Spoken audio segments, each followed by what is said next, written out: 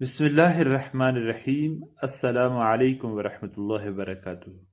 محمد رسول اللہ صلی اللہ علیہ وسلم خاتم النبیین بھی ہیں اور خاتم المرسلین بھی ہیں۔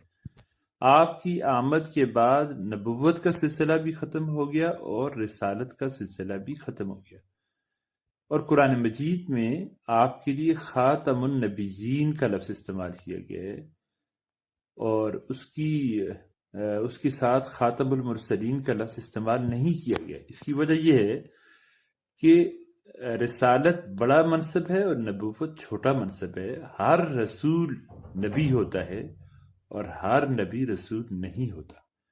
نبی جو ہوتا ہے اس کو نئی شریعت نہیں دی جاتی، وہ سابقہ شریعت کا ہی پابند ہوتا ہے، جبکہ رسول جو ہوتا ہے اسے نئی شریعت دی جاتی ہے، اور منصب رسالت پر فائز ہونے سے پہلے اس کو نبی ہونا پڑتا ہے، جبکہ اللہ جل جلالہ نے سلسلہ نبوت کو ختم کر دیا ہے۔ اس لیے آئندہ کے لیے اگر کوئی شخص نبی نہیں آ سکتا تو رسول بھی نہیں آ سکتا، کیونکہ نبوت ملتی ہے تو پھر رسالت ملتی ہے۔